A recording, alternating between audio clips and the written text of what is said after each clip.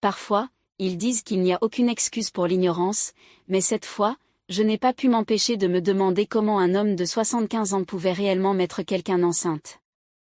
J'avais toujours pensé qu'il était impuissant, qu'il n'était plus capable d'avoir d'enfants à cause de son âge, mais j'avais tort, donc très tort.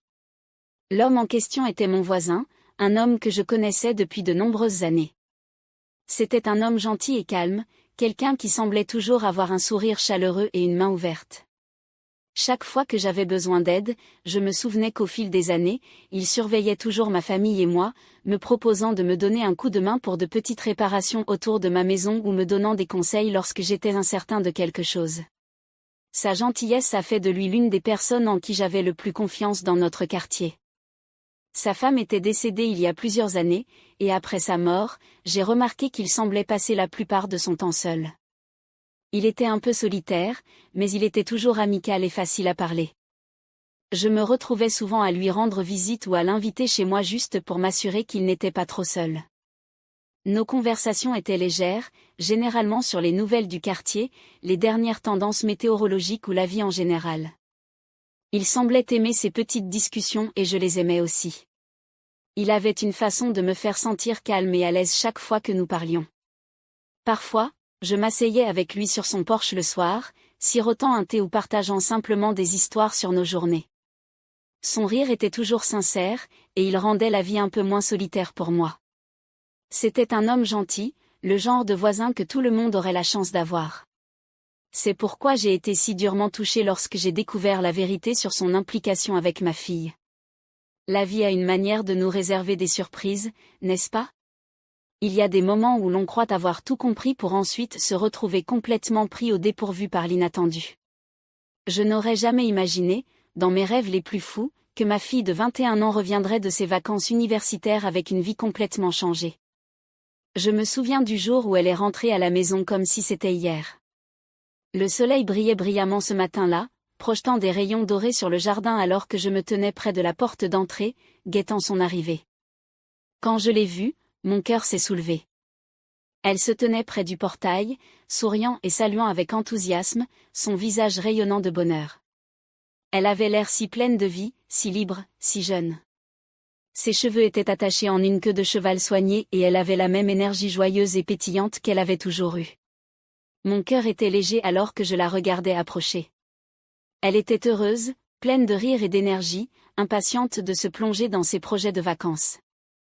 Je pouvais l'entendre dans sa voix alors qu'elle me parlait de toutes les choses qu'elle voulait faire à la maison, renouer avec ses amis, se détendre après la pression de l'école et rattraper son retard dans ses études. Cela semblait être le genre de joie et d'excitation que tout jeune ressentirait en rentrant chez lui après des mois d'absence. Mais derrière tout ce bonheur, il y avait une partie de moi qui ne pouvait se débarrasser du malaise que je ressentais en la regardant. Voyez-vous, mon voisin, un homme de 65 ans, vivait seul depuis des années. Sa femme était décédée il y a quelque temps et il avait toujours été le genre d'homme qui restait seul, préférant la paix, la tranquillité de sa maison. Pourtant, je savais qu'être seul comportait des défis, surtout pour quelqu'un de son âge. Il y avait quelque chose dans sa solitude tranquille qui me tirait le cœur. J'ai toujours admiré sa gentillesse, la façon dont il me montrait son soutien à moi et à ma famille chaque fois que nous avions besoin d'aide. C'était un homme généreux, toujours prêt à donner un coup de main ou à partager des conseils lorsque je le cherchais. C'était le genre de voisin qui se sentait comme un membre de la famille, le genre de personne qui faisait en sorte que la vie dans notre quartier soit sûre et réconfortante. Sa générosité et sa chaleur ont toujours été une bénédiction pour nous, et je pensais souvent à quel point il devait se sentir seul sans sa femme. C'est pourquoi lorsque ma fille est rentrée à la maison, j'ai pensé que ce serait un geste gentil de sa part de passer du temps avec lui. Je pensais qu'ils pourraient discuter, partager des histoires et passer du temps ensemble pour lui tenir compagnie. Il semblait inoffensif, voire utile d'encourager ce type de connexion. Il aurait quelqu'un à qui parler et elle aurait un autre visage amical avec qui se connecter pendant sa pause. Alors, je l'ai encouragé. Je l'ai mentionné avec désinvolture, comme je le ferais toujours lorsque j'essayais d'aider ma fille à s'installer dans son temps à la maison. Je pensais que cela rendrait les choses plus faciles pour nous tous. Ma fille était polie et gentille comme toujours, et elle n'a pas résisté à l'idée. Après tout, mon voisin était quelqu'un auprès de qui elle pouvait apprendre, quelqu'un doté de sagesse et d'expérience qui pouvait enrichir ses pensées pendant son temps libre. J'étais confiant quant à cette décision. Cela semblait petit et simple, juste une façon de l'aider à atténuer sa solitude et de lui donner quelque chose à faire pendant qu'elle était à la maison. Mais rien n'aurait pu me préparer à la rapidité avec laquelle les choses dégénéraient. Ce qui a commencé comme des conversations innocentes autour d'un thé et de rire s'est rapidement transformé en quelque chose de bien plus profond, bien plus douloureux et bien plus compliqué que ce que j'aurais pu imaginer. C'était un choix qui semblait si simple au début, mais qui s'est transformé en une série d'événements qui allaient me briser le cœur et ébranler mon monde entier. Alors que j'étais là ce matin-là, regardant ma fille sourire et rebondir d'excitation, je n'avais aucune idée que ma simple pensée bien intentionnée conduirait à une telle dévastation.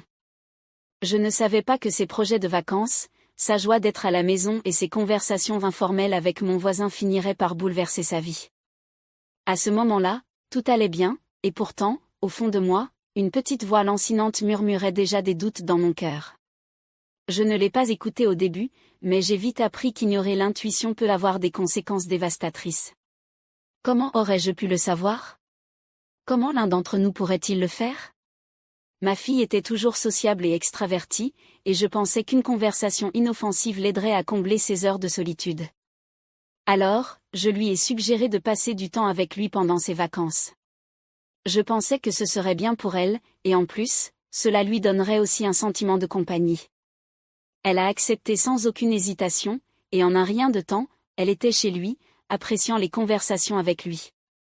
Elle aimait l'écouter, et il semblait apprécier sa compagnie. Je n'aurais jamais imaginé que leur relation irait au-delà d'une simple conversation. Je la surveillais de temps en temps, et je pouvais voir qu'elle avait commencé à passer beaucoup de temps chez lui. Il avait toujours été très gentil, un homme bon, et ma fille semblait vraiment apprécier sa compagnie. J'ai pensé qu'il pourrait l'aider à s'adapter à sa pause, lui donner des conseils et peut-être l'aider à passer le temps.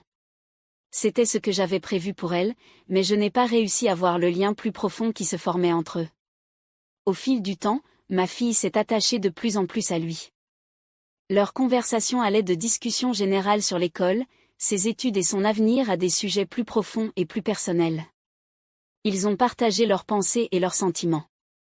Grâce à ces discussions, elle a commencé à l'admirer. Lui aussi semblait admirer son énergie, sa jeunesse et son charme. Je n'aurais jamais imaginé que cette admiration se transformerait en quelque chose de beaucoup plus intime. Un après-midi, j'ai remarqué que ma fille semblait distante. Au début, je n'arrivais pas à mettre le doigt dessus, mais j'avais le sentiment tenace que quelque chose n'allait pas. Il ne s'agissait pas simplement d'un simple changement d'humeur, il y avait quelque chose de plus profond dans la façon dont elle me regardait et évitait certaines conversations. J'ai commencé à m'inquiéter, mais à ce moment-là, je ne pouvais pas imaginer ce que cela pouvait être. Quelques semaines plus tard, j'ai découvert la vérité, elle était enceinte. Je me souviens encore de la façon dont je l'ai découvert. Elle était revenue de chez lui un après-midi et j'avais remarqué quelque chose de différent chez elle, quelque chose que je ne pouvais pas ignorer. Mon cœur s'est serré quand elle me l'a dit. Elle était assise dans le salon et son visage avait cet air de nervosité que je n'avais jamais vu auparavant. Elle a hésité un moment puis m'a fait part de sa situation. Elle était tombée amoureuse de mon voisin et elle était maintenant enceinte. Je me souviens comment je me suis figée, incapable d'en croire mes oreilles. Je ne pouvais pas le comprendre. Ma fille, ma jeune fille enceinte à seulement 21 ans et d'un homme de 75 ans. Je ne savais pas quoi dire ni comment le traiter. J'ai repensé au moment où je lui ai présenté pour la première fois et à la façon dont j'avais espéré qu'il ne serait qu'une source de conseils et de soutien. J'ai repensé à toutes ces conversations inoffensives que je l'avais encouragé à avoir avec lui pour découvrir qu'elles avaient conduit à ce moment. Cela m'a profondément blessée d'apprendre qu'elle était tombée amoureuse de lui, pire encore qu'elle était maintenant enceinte. Mon esprit se bousculait de questions, comment cela a-t-il pu arriver? Comment ont-ils pu laisser cela se produire? Que faisait ma fille? Elle était encore jeune et naïve, elle n'avait pas vu les dangers de s'engager dans une relation avec quelqu'un de beaucoup plus âgé, surtout un voisin en qui elle avait confiance. Quand je l'ai confrontée, elle s'est mise à pleurer.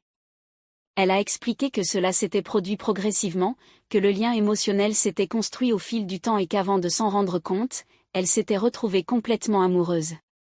Elle semblait si vulnérable, et entendre ses larmes me faisait ressentir à la fois de la colère et de l'impuissance. Je savais qu'elle avait commis une erreur, mais je savais aussi que lui faire honte n'arrangerait rien. Il fallait que je trouve un moyen de la soutenir, de l'aider à faire face aux conséquences de ses choix et à trouver comment aller de l'avant. La nouvelle de sa grossesse a secoué mon monde entier. Je ne pouvais pas croire que cela m'arrivait à nous. J'ai commencé à me poser des questions. Ai-je commis une erreur en l'encourageant à passer du temps avec lui? Aurais-je pu prévoir cela? Ces pensées me hantaient chaque jour. Je n'arrêtais pas de rejouer chaque instant, chaque conversation et chaque décision dans mon esprit, me demandant si j'avais manqué une sorte de panneau d'avertissement. La nouvelle était dévastatrice, mais la vie devait continuer. Je devais rester forte pour elle. Je savais que le voyage à venir serait difficile, mais je ne pouvais pas laisser ma fille faire face seule. J'avais besoin de lui donner un sens, de l'aider à guérir et d'apprendre comment nous pourrions sortir de cette situation. J'avais l'impression que mon cœur était brisé en 1 million de morceaux, mais je n'avais pas d'autre choix que de ramasser les morceaux et de trouver un moyen de continuer. Son père n'était plus là, et le fardeau de cette nouvelle réalité incombait uniquement à moi. Mais j'aimais ma fille plus que tout, et peu importe à quel point cela était douloureux, j'ai promis de rester à ses côtés. Notre voyage vers cette nouvelle phase avait commencé et le chemin à parcourir ne serait pas facile. Je n'avais pas d'autre choix que d'y faire face et d'espérer que d'une manière ou d'une autre, nous pourrions trouver la guérison et la rédemption. Les jours qui ont suivi la révélation de ma grossesse par ma fille ont été remplis d'un tourbillon d'émotions. Mon esprit était surchargé de pensées, colère, confusion, tristesse et peur. Mais surtout, je savais que je ne pouvais pas laisser ces sentiments affecter la façon dont je traitais ma fille.